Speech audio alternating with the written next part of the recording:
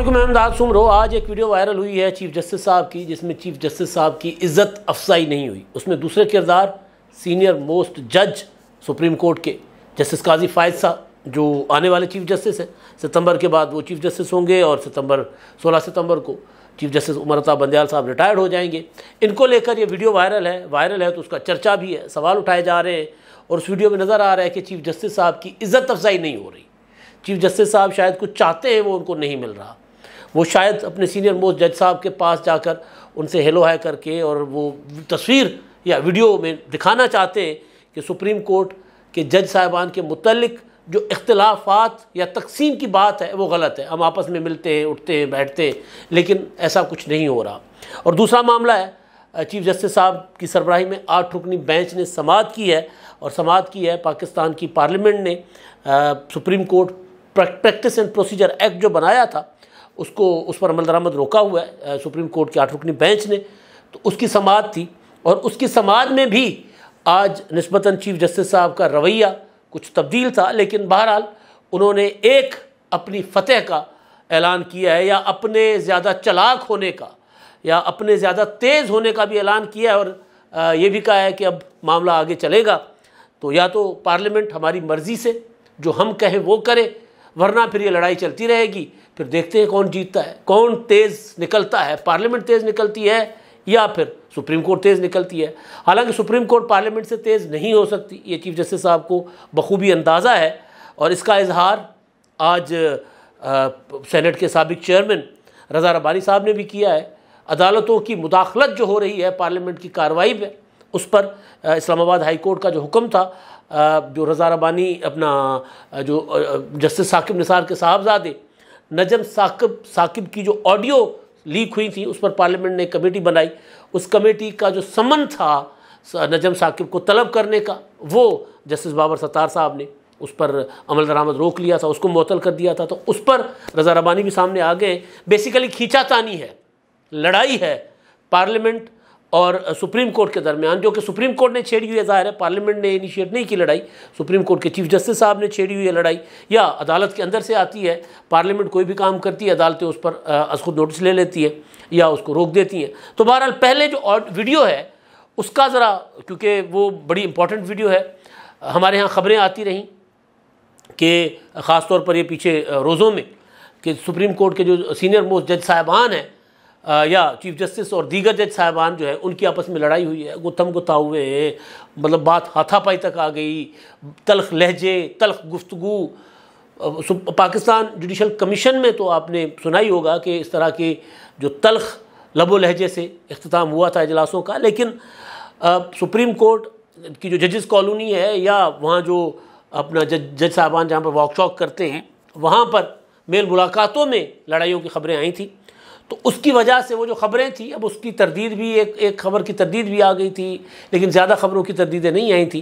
जो ड्राइंग रूमों में बैठकर या वॉक करते हुए जो अपना एक दूसरे को बुरा भला कहा गया, उसकी तरदीद नहीं आई थी। और ज़ाहिर है मामला सीधा सीधा है। उमरता बंदयाल साहब समझते हैं कि जस्टिस काजी फायद साहब जो हैं वो उनको वक्त से पहले घर भेजने वाला जो एक चल रहा है एक मनसूबा, उसका वो हिस्सा बन रहे हैं। जस्टिस उमरता बंदयाल साहब नज़र आ रहा है साफ साफ कि वो नहीं चाहते कि जस्टिस काजी फायद साहब जो है वो चीफ जस्टिस बने। लड़ाई बड़ी संगीन है। ज़ाहिर है लड़ाई बेसिकली प्रोजेक्ट इमरान खान के ऊपर लड़ाई शुरू हुई थी, फिर वो लड़ाई यहाँ तक आ गई कि वो जज साहबान की आपस में लड़ाई में तब्दील हो गई। नज़र आ गया कि सुप्रीम कोर्ट में 2 ग्रुप हैं। एक ग्रुप हमख्याल ग्रुप है चीफ जस्टिस साहब की सरबराही में, और दूसरा चीफ जस्टिस साहब का मुखालिफ ग्रुप, या दूसरा वो ग्रुप जो चाहता है कि सुप्रीम कोर्ट अपने आइनी हुदूद में रहे। चीफ जस्टिस साहब दीगर इदारों के मामलात में, ख़ास तौर पर पार्लियामेंट के मामलात में मुदाखलत ना करें, या एक पॉलिटिकल पार्टी को सपोर्ट ना करें। 63A की तशरीह को लेकर ये कहा गया जज साहिबान की तरफ से। और उसके बाद फिर वो जो पंजाब के इंतखाबात का मामला था, उस इंतखाबात में जो 9 रुकनी बेंच बना था, फिर उसमें 2 जज साहिबान तो खैर वो जस्टिस अपना मज़ार अली अकबर नकवी साहब और एजाज़ुल एहसन साहब, उनको तो अलग कर लिया गया था बेंच से, या उन्होंने रिक्यूज़ कर दिया था, ख़ुद को अलग कर लिया था उन्होंने। लेकिन बाकी 7 जज साहिबान में 4 जज साहिबान ने कहा था कि जिन इंतखाबात के ऊपर खुद नोटिस नहीं बनता, तो उसमें जो 4 जज साहिबान का जो फैसला है, या जिसको इख्तलाफी नोट कहा जा रहा है, जिसको फैसला नहीं माना जा रहा चीफ जस्टिस साहब की तरफ से, उसमें भी वाज़ेह तौर पे कहा गया हुआ है उन फैसलों में कि एक पॉलिटिकल पार्टी को सपोर्ट दिया जा रहा है, और वो पॉलिटिकल पार्टी ज़ाहिर है तहरीक-ए-इंसाफ, जिसने जस्टिस काजी फ़ाइज़ ईसा साहब को अपना निकालने के लिए, उनको चीफ जस्टिस बनने की राह में रुकावट डालने के लिए उनके ऊपर रेफरेंस भी लाकर खड़ा कर दिया हुआ था। बाद में इमरान खान साहब ने कहा कि जी वो तो हमारा रेफरेंस नहीं था, वो तो पता नहीं किधर से आ गया। तो बहरहाल इस सारे तनाजुर में ये जो वीडियो आज आई है, ये तकरीब थी शरीयत कोर्ट के चीफ जस्टिस की हलफ बर्दारी की। उस तकरीब में, फिर हलफ बर्दारी की तकरीब में गैर रस्मी जो अलग सलेक होती है, हेलो हाय होती है, उसकी वीडियो है। उस वीडियो में साफ नज़र आ रहा है कि जस्टिस काजी फ़ाइज़ा साहब एक साहब के साथ हेलो हाय कर रहे हैं, गपशप हो रही है। उनके लिए अनवर शाह कहा जा रहा है कि उस साबिक जज हैं अनवर शाह साहब, वो हैं, उनके साथ उनकी गपशप चली रही है। तो इतने में चीफ जस्टिस साहब आते हैं, उमर रज़ा बंदयाल साहब, वो आकर एक शख्स से मिलते हैं, फिर अनवर शाह साहब के कंधे पर वो हाथ रख देते हैं। तो अनवर शाह साहब मुड़कर चीफ जस्टिस साहब से मुसाफा करते हैं, बड़ा अदब के साथ झुककर मिलते हैं, जो हमारे ट्रेडिशंस हैं वो झुककर मिल लेते हैं चीफ जस्टिस साहब को। तो इतने में जस्टिस काजी फ़ाइज़ ईसा साहब दूसरी तरफ रुख कर लेते हैं, और चीफ जस्टिस साहब की नज़रें अनवर शाह साहब के बजाय जस्टिस काजी फ़ाइज़ ईसा साहब की तरफ है। वो शायद वो ये तवक्को कर रहे थे कि मैं यहाँ तक आ ही गया हूँ तो काजी फ़ाइज़ साहब मेरे से मुलाकात हेलो हाय कर लें, हाथ बढ़ाएं, आगे बढ़ें। इसी तरह ही होता है, अगर तलखियाँ हों, ताल्लुकात ख़राब हों, तो इसी तरह जो तकरीबात होती हैं, चाहे वो कम्युनिटी की गैदरिंग्स हों, समाजी तकरीबात हों, या फिर अदालत के अंदर जो रेफरेंसेस होते हैं, या मुख्तलिफ जो तकरीबात होती हैं, बार की तकरीबात, या ये जो हलफ बर्दारी की तकरीब थी, इस तरह की तकरीबात होती हैं, तो इनमें मेल मुलाकात जो है वो कुर्बत में बदल सकती है, तलखियाँ ख़त्म हो सकती हैं, जिस लेवल पर तलखियाँ पहुँची हुई हैं। लेकिन बहरहाल वो नहीं होता, अलग सलेक नहीं होती, हेलो हाय नहीं होती। अच्छा, अब उसमें काजी फ़ाइज़ा साहब ने हो सकता है ख़ुद नज़रअंदाज किया हो। मैं ये क्यों हुआ है मैं उस पर भी आता हूँ, आगे भी आता हूँ। काजी फ़ाइज़ा साहब ने नज़रअंदाज किया हो क्योंकि काजी फ़ाइज़ ईसा साहब उस 3 रुकनी कमीशन के सरबराह हैं, जो कमीशन अपना ऑडियो लीक्स की तहकीकात कर रहा है, जिसको चीफ जस्टिस साहब ने रोक दिया अपना कमीशन को कार्रवाई करने से। अभी 1 हफ़्ते के लिए कल समाअत उसकी मुलतवी कर दी गई थी। काजी फ़ाइज़ ईसा साहब ने चीफ जस्टिस साहब की और उनके साथ जो 2 और जज साहिबान हैं, चीफ जस्टिस साहब जस्टिस उमर रज़ा बंदयाल साहब, जस्टिस एजाजुल एहसन साहब और जस्टिस मुनीब अख्तर साहब, इनकी ज़ात पर एतराज़ कर लिया। इन्होंने कहा आप सुन ही नहीं सकते। वजह यह है कि जो ऑडियो लीक्स का जो मामला है वो चीफ जस्टिस साहब की ज़ात जिसकी सास के मुतालिक है, और वो डायरेक्टली चीफ जस्टिस साहब की उसमें इन्वॉल्वमेंट नज़र आ रही है। तो तहकीकात तो चीफ जस्टिस साहब के ऊपर हो रही हैं, तो वो कैसे सुन सकते हैं इस मामले को। फिर 2 जज साहिबान का भी जिक्र है उस ऑडियो में भी और दीगर ऑडियोज़ में भी, तो वो दोनों जज साहिबान एजाजुल एहसन साहब और मुनीब अख्तर भी नहीं सुन सकते। तो काजी फ़ाइज़ ईसा साहब हो सकता है इसलिए अवॉइड किया हो कि जी मेरे पास तो इनके खिलाफ मुकदमा है, मैं इनके साथ अलग से अलग कैसे करूँ। मैंने इनकी ज़ात पर एतराज़ किया हुआ है अदालत में कि ये नहीं बैठ सकते इस मामले में, तो मैंने इनके कंडक्ट के ऊपर भी कई बार इनको चिट्ठियाँ लिख कर सारा कुछ किया हो। तो हो सकता है काजी फ़ाइज़ा साहब ने इसीलिए उनको अवॉइड किया हो। वैसे भी कोई वजह नहीं है काजी फ़ाइज़ा साहब के पास उमर रज़ा बंदयाल के साथ हेलो हाय करने की, कोई वजह बज़ाहिर नहीं नज़र आ रही। दिलों में तलखियाँ हैं, होंगी। मतलब एक अगर जज साहब को मुल्ज़िम बनाकर कटहरे में खड़ा कर दिया जाए और दूसरे जज साहब मज़ार अली अकबर नकवी साहब को ये कहा जाए कि जी उसको तो हमने बेंच में बिठा दिया है मज़ार अली अकबर नकवी को, उनके ऊपर अगर रेफरेंस आ भी गया तो क्या हुआ, उनकी ऑडियो आ भी गई तो क्रेडिबल नहीं है, उसको तो हम अपनी बेंच में बिठा लेंगे जी, वो कोई मसला नहीं है, वो हमारे जज हैं और मैं उनको बेंच में बिठाकर खामोश पैगाम देता हूँ। लेकिन उससे पहले सीनियर मोस्ट जो जज थे जस्टिस काजी फ़ाइज़ साहब, उनको उनकी बेगम उनके बच्चों को अदालतों में बुलाया जाता रहा, उनको जिसको कहते हैं रुलाना, ख्वार करना, रुसवा करना, वो किया जाता रहा।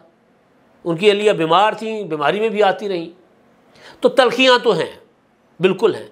लेकिन आज की वीडियो क्या ये जो बता रही है, क्या ये इसी वजह से हुआ, इन तलखियों की वजह से, या कोई और वजह है।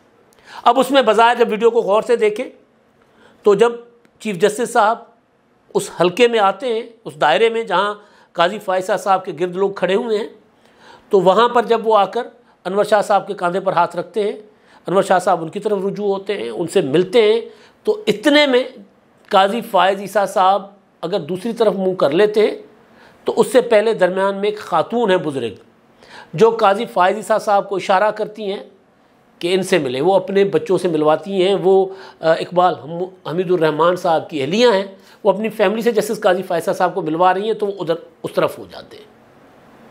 तो जो काजी अपना उमर रज़ा बंदयाल साहब की जो इज़्ज़त अफजाई नहीं हो सकी वहाँ पर, या वो जो चाहते होंगे कि यार कोई मुलाकात हो जाए, उसमें बज़ाहिर ये नहीं है। बज़ाहिर तो ये लग रहा है कि जिस तरह बेइज्जती जी हो गई चीफ साहब की, ऐसा नहीं है। वो जिस तरह ग्रुप में LOI होती है, अलग सेलेक्ट होती है, उस तरह काजी फ़ायज़ साहब को एक और किसी ने रुजू कर लिया तो वो उनकी तरफ रुजू हो गए, उधर हो गए। लेकिन इसमें जो चीफ जस्टिस साहब की बॉडी लैंग्वेज है वो ये बता रही है कि वो चाहते थे कि जस्टिस काजी फ़ायज़ साहब के साथ उनकी ज़रा LOI हो जाए, वो नहीं हो सकी। ज़ाहिर है उसके पीछे क्योंकि गिल्ट है, चीफ जस्टिस साहब ने जो कुछ किया है उनके अंदर बहुत कुछ होगा। बज़ाहिर वो उसका इज़हार नहीं कर रहे, बज़ाहिर वो शिकस्त नहीं मान रहे। वैसे तो कई मामलात में नज़र आ रहा है कि वो शिकस्त खा चुके होंगे, नज़र आ रहा है कि अब वो चाहते हैं कि बाइज़्ज़त तरीके से मुझे रिटायर्ड होने दिया जाए, इसलिए वो रास्ते निकाल रहे हैं। आज जो समाअत हुई है प्रैक्टिस एंड प्रोसीजर एक्ट के मामले की, उसमें चीफ जस्टिस साहब ने जो कहा कि जी ये आप अटॉर्नी जनरल साहब को कहा, क्योंकि एक और कानून बन गया ना अपील वाला, नज़रसानी वाला, तो अटॉर्नी जनरल ने कहा कि जी एक और कानून भी बन गया है, तो वो ज़्यादा वसी कानून है, कुछ चीज़ें इसमें और उसमें मुश्तरका हैं, तो हम चाहते हैं कि इसका कोई हल निकले। तो चीफ जस्टिस साहब ने कहा कि जी बिल्कुल बहुत अच्छा है, इसका हल निकलना चाहिए, और ये अगर हुकूमत पहले कर लेती तो बहुत अच्छा था, और पार्लियामेंट जो है वो हम बताएंगे पार्लियामेंट ने क्या करना है। ये इस मामले पर वो ज़रा थोड़ा सा अभी भी चीफ जस्टिस साहब खड़े हुए कि जी पार्लियामेंट को हम बताएंगे कि पार्लियामेंट ने क्या करना है। लेकिन इसमें जो दिलचस्प चीज़ है वो ये है कि जस्टिस मज़ार अली अकबर नकवी साहब आज बैठे हुए थे बेंच में, क्योंकि 8 रुकनी बेंच है। चीफ जस्टिस साहब हैं एजाजुल हसन साहब, जस्टिस मुनीब अख्तर साहब, जस्टिस मज़ार अली अकबर नकवी साहब, जस्टिस मोहम्मद अली मज़हर साहब, जस्टिस आयशा मलिक साहिबा, जस्टिस हसन रिजवी साहब और जस्टिस शाहिद वहीद साहब, ये इसकी समाअत कर रहे हैं। और इसमें सोचा ये जा रहा था, या एक सवाल था कि जब जस्टिस मज़ार अली अकबर नकवी साहब के ख़िलाफ़ जो रेफरेंस है, उस रेफरेंस पर को सीनियर मोस्ट जज साहब सरदार तारिक मसूद साहब के पास, सीनियर जज साहब, सीनियर मोस्ट तो काजी फ़ायज़ साहब है, उनकी तरफ जाना चाहिए था वो रेफरेंस कि ये आप देखें, इसको नापें तोलें, इसमें वज़न है तो इसको सुना जाए, वरना फिर ज़ाहिर अगर वज़न नहीं है वो कह देंगे कि नहीं फजूल है तो फारिग कर देंगे उसको। जाना तो काजी फ़ायज़ साहब की तरफ चाहिए था, सीनियर मोस्ट वो हैं, लेकिन बहरहाल वो जस्टिस सरदार तारिक मसूद साहब के पास है। तो जब वो रेफरेंस सरदार तारिक मसूद साहब के पास है तो सवाल उठ रहे थे कि क्या ये तो नहीं होगा कि आज वो रिक्यूज़ कर लेंगे, या चीफ जस्टिस साहब उनको ख़ुद तो नहीं कह सकते, चीफ जस्टिस साहब बेंच बना लें तो फिर किसी को अलग नहीं कर सकते। लेकिन बहरहाल ये था कि शायद वो ग्रेस शो करेंगे, माजी में ऐसी मिसालें मौजूद हैं, तो उन्होंने नहीं किया, वो बैठे रहे बेंच में। तो बहरहाल तो समाअत जो है वो 1 हफ़्ते के लिए आगे चली गई, और उसमें जो इम्पोर्टेंट बात थी वो ये चीफ जस्टिस साहब ने गुड टू सी यू वाली बात आज उसका हवाला ख़ुद भी दिया, क्योंकि बंदा जब एक बार कुछ कर बैठे ना तो फिर सारी ज़िंदगी उसकी वजाहतें देता फिरता है। एक मुल्ज़िम पाकिस्तान की तारीख़ के ख़तरनाक तरीन वाक़यात में मुलविस मुल्ज़िम, उनको बुलाया जाता है। मैं 9 मई की बात नहीं कर रहा, मैं बात कर रहा हूँ ये जो कुछ हुआ अपना 14 और 15 मार्च को, और फिर लाहौर हाई कोर्ट में जिस तरह जत्थे लेकर इमरान खान साहब गए, जिस तरह 18 मार्च को इस्लामाबाद जुडिशल कॉम्प्लेक्स में जत्थे लेकर गए। तो इस तरह का मुल्ज़िम जो कानून और आइन को नहीं मान रहा, जो अदालती वारंट नहीं मान रहा, जो पुलिस के ऊपर हमले करवाता है, उसको जब गुड टू सी यू कहा जाए तो फिर ज़ाहिर है उस पर सवाल तो उठते हैं, तो उस पर सारी ज़िंदगी वजाहतें देनी पड़ेंगी। आज भी चीफ जस्टिस साहब ने उसका हवाला दिया और गुड टू सी यू वाला, तो बहरहाल उन्होंने कहा कि जी एक तरीक़ाकार है हमारा।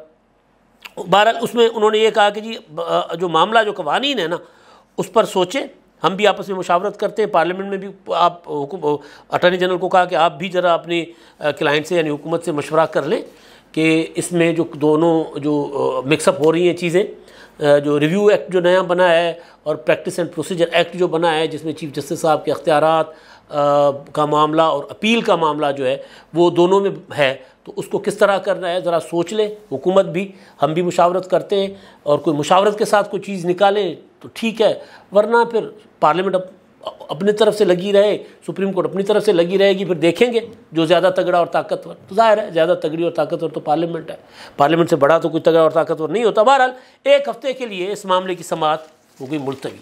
जाहिर है चीफ जस्टिस साहब इसको लंबा खींचेंगे, चाहेंगे कि अब ये जो अपना procedure practice and procedure act है वो उनकी मुद्दत में तो उस पर अमल दरामद ना हो, तारीख पर तारीख देंगे।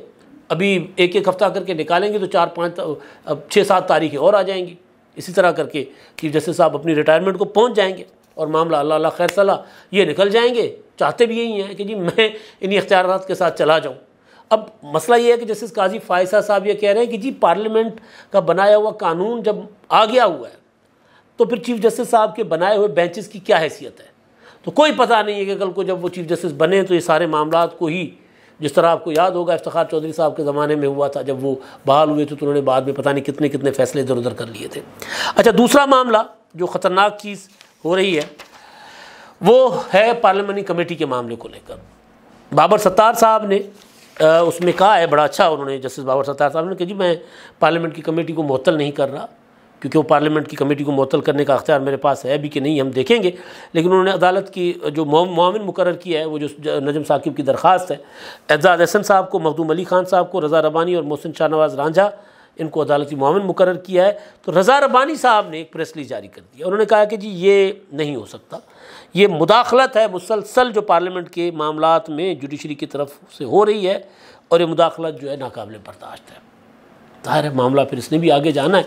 असल चीज़ ये है कि लड़ाई है सुप्रीम कोर्ट की पार्लियामेंट के साथ, अदलिया की पार्लियामेंट के साथ और अदलिया के भी एक हिस्से की पार्लियामेंट के साथ। जैसे बाबर सत्तार तो खैर उस हिस्से उसका मेरा नहीं ख्याल कि उसका हिस्सा है, इसी वजह से उन्होंने मामले को मुअत्तल करने या कमेटी को कलअदम करार देने के बजाय उन्होंने सिर्फ एक समन रोका है। समन पहले भी इस्लामाबाद हाई कोर्ट रोकती रही है। पब्लिक अकाउंट्स कमेटी ने तलब किया था, आफ्ताब इकबाल साहब जो थे अपना वो वीडियो वाले बाबा जो थे सरसा पाव, जावेद इकबाल साहब जो चेयरमैन नैब थे उनको तलब किया हुआ था।